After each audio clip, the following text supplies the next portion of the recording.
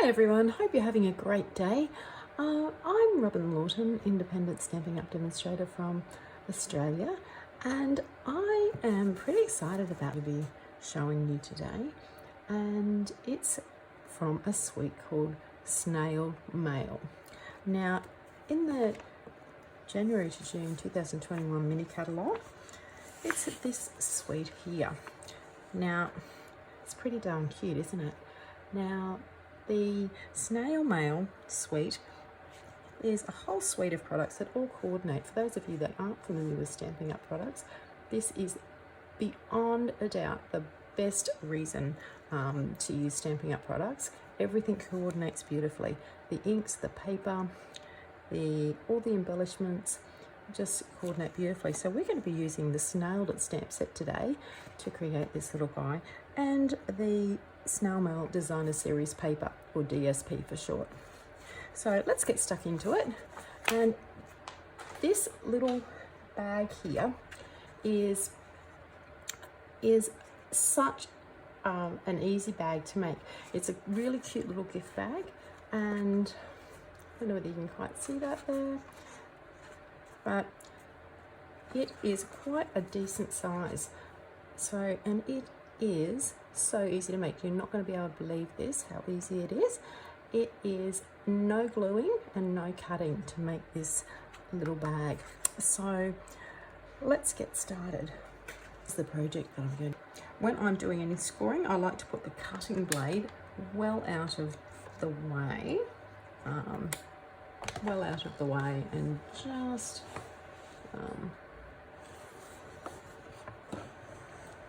I like to just pop it just down here, well out of the way, so that you can't accidentally cut our work by mistake. So we've just scored that at 5 inches and again at 7 inches.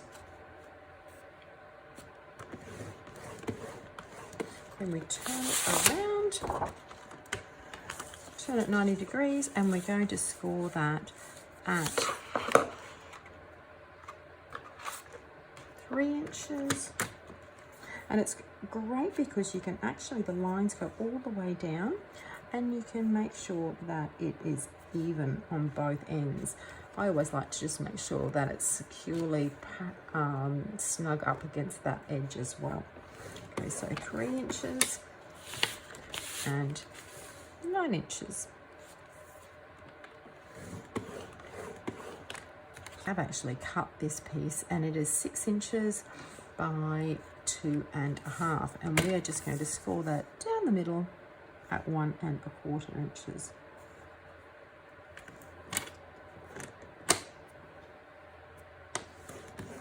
We are going to look for that score line that is down the middle, and it might be a little bit hard to see on here, but we have a score line here and here, and as soon as I fold that up, you'll see more clearly where that is. So we're just going to give that a nice crease along this, the 5 and the 7 inch marks, and then we are going to flip it over, and we're going to do exactly the same thing with the 3 and the 9 inch mark. So, okay, so we've got our scoring lines in place there. So turn it around so that the base is facing towards you there, and you're going to actually just grab one corner, and you're just going to crease that back on itself. Okay, so making sure that that's lined up. We just, from the corner, crease that nice and firmly there, and you do the same on the other side. So just take a moment to make sure it is lined up here. See if you can get that in the camera angle so you can see that. Lined up there. And we do the same on that edge. Okay. So we do exactly the same on all 4 sides. And I can just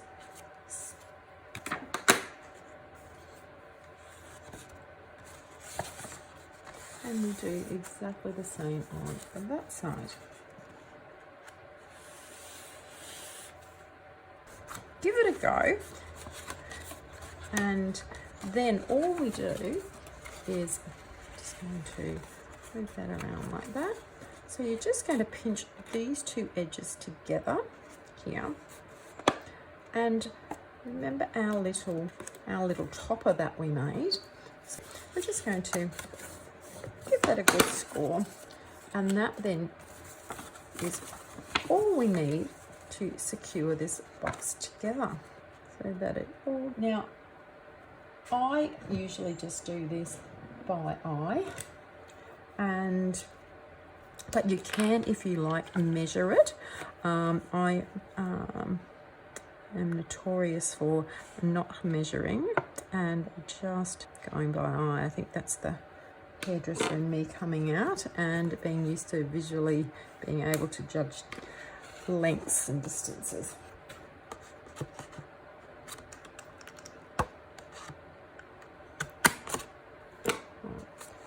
So we've got our holes punched now. I'm using the white linen ribbon from the Flowers for All Season combo pack, which is in your annual catalogue, and tie a cute little bow or just a knot in that.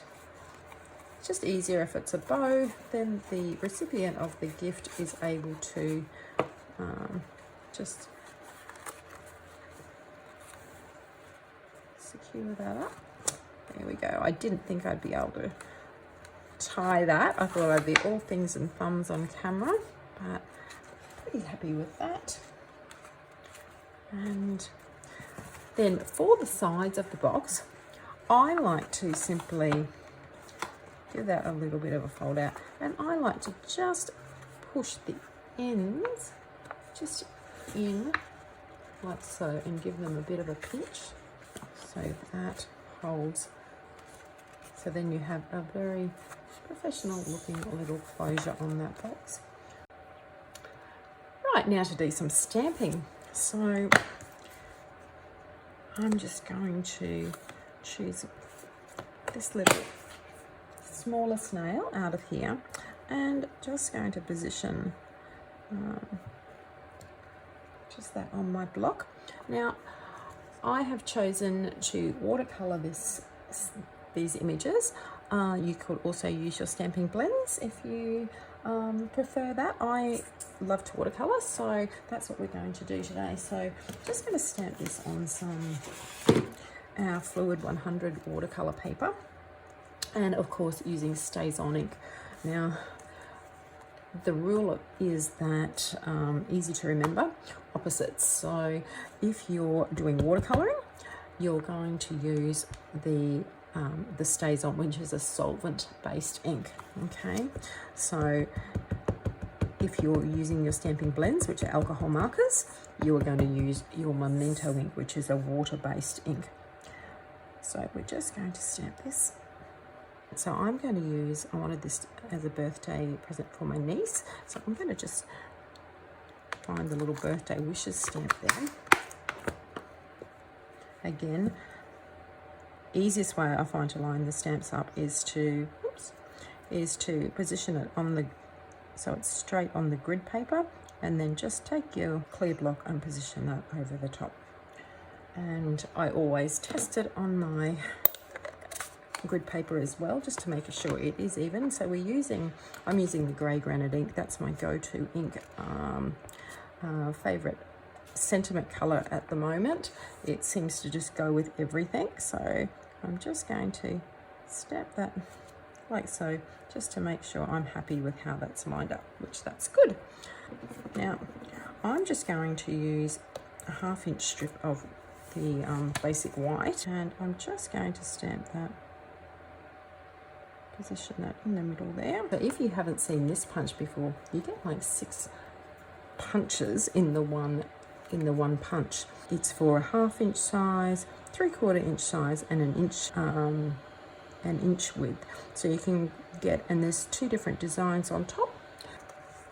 slide that through, and it just creates a nice little edge on that. So that's the Lovely Labels Picker Punch. Back to our watercolouring. I really love to watercolour, it's really relaxing. So these are water painters. I find them just ideal for being just convenient. You don't have to have a paintbrush with a glass of water or anything that can get knocked over. Simply take one of the aqua painters and just unscrew the cap and fill that with some water. They come in 3 sizes. This is probably the one I use the most, the really fine one. Then you also have a large one here. That's for when you have quite large images and want to cover a little bit more area. So take some absorbent paper towel. This is just any sort of paper towel, just but I always and I just fold that into 4, and that is your best friend when you're watercoloring, believe me. Get used to using paper towel. I like to tell people is just make sure that you've got water actually flowing out of your, I don't know whether you can see that there or not, but you want it to be wet, but you don't want it to be running everywhere, and you also don't want it to be dry. Okay, so just looking for somewhere in between. A lot of people get really scared about watercolouring. They find it difficult. A few things that now I'm just using the 3 colours that are in the designer series paper. I'm using actually Pool Party instead of the Coastal Cabana. I wanted a little bit of a softer tone there, and then the Blushing Bride and Real Red. Now, if you haven't watercolored before, just like to, you can just make a pool, just open your ink pad and you can just make a little puddle of colour just in the lid of the ink pad. So these are great ink pads that allow you to do that. So when I start to watercolour, I just pull a little bit to the side, squeeze my brush a little until I've got a very light wash. Okay, so I've just zoomed in a little bit there, and I like to start where it's going to be the darkest. So usually in the stamps tell you, they usually have a little bit of detail around there, but I like to think anything that's in a shadow of something is going to be or a little bit darker. So but it's just so quick and easy to do, and you can see I'm just allowing that tone just to get a little lighter and a little lighter as we go up there. Now, if I want to put a little bit more colour in that, I can go back when that dries and pop a little bit more colour around this area where I'd like to be a little darker. And I find it difficult, but I'm trying to do it, is to leave a little bit of white space so it looks really like watercolouring. Just going to, I'm actually just going to do just a light wash over this so I can show you. I'll try and leave a little bit of white space there, a few areas, and then we're going to go back and in this darker area in here, we're just going to take a little bit of colour straight there without watering it down too much, and I'm just really pouncing that colour on there in some of the areas that I want to be a little darker. I'm assuming at the top here, maybe in the centre there, it's going to be a little lighter. So just wiping, I want a good concentration of colour now, so just wiping on my paper towel off again, and just where I want it to be really dark, just pouncing that colour on. Okay, so you can see you've got that light and shade there. Okay, I'll clean my brush off again, close up that ink pad, I'll take out my Real Red, and we already have quite a pool of colour in there. So all we need for this is just a tiny bit of colour, and I'm not going to water that down at all because I want this to be quite a deep red. If I was wanting it to be paler, I would have watered that out a little bit and made it a little bit of a lighter value. So I'm actually going to wipe off my brush again, and so there's no water on that at all now, and just take this colour from where it's really quite deep and go back in again over that, so that's really nice and distinct. Now the other thing you can do, which I quite like to do, is just with either a very pale blue, or you could use your grey granite for this, is to, and just get a little bit more ink in there. Right. And we're going to make this super light. I just want just a hint of colour, and I'm going to, I'll just zoom up again there, very lightly run just a shadow just all around that outside edge, and might not look very much, but boy, it does make it pop. Now I can feel my brush is starting to get a little dry. I'm going to give that a little squeeze, and so I get water. It's like a watermark all around the outside edge, and I just love the way that makes that pop. I have taken one which I have done previous. Now I've realized that the one that I am going to use on this card, I've actually die cut it out. Okay, so the watermark's great for if you're not cutting that out and using that to put dimensionals and make that 3D. So the watermark, if you just plan to do it straight on your paper like this, you can see I've got that watermark around there, and it makes that stand out. So, but with this one, all I've done this earlier, I've just die cut it out with the dies. I have a circle cut out of Whisper White, and I'm just going to use my dimensionals. And man, I love dimensionals. I don't know about you, but when given the choice of dimensionals or no dimensionals, it will be dimensionals every time. Mount that onto that stitch shapes. You can see there's a right and a wrong side. It's more distinctive, the stitching on there. I use the stitched circles and the rectangles pretty much all the time. I don't think I ever put those dies away, but they come with squares, circles, and also ovals. They are my go-to. Right, so I've just got a stitched rectangle here, which I had cut previously. I've popped some dimensionals on my sentiment. I'm just going to layer that on the bottom there, and I'm just going to offset this little guy. I've got dimensionals on the back of that as well. Just making sure I don't pop them on this free edge. Just offset that. Punch a little hole in here, just so I can use some line here. Now this is also from the Snail Mail suite. Right, so that's our gorgeous little gift box there. So I have a bunch of these little tags made up. When I first get a stamp set, I stamp up a whole lot of images and watercolor them, and then have some different sentiments for different occasions ready to go. I always have my circles and rectangles, so I can just mix and match how I like, depending on whatever the occasion is, and it just makes a really any simple, inexpensive gift just look adorable, and I'm sure the recipient will be very excited to receive that. And just to give you just an idea, like that's all just within the one pack, but they look very different, different colors, different ways they're finished off.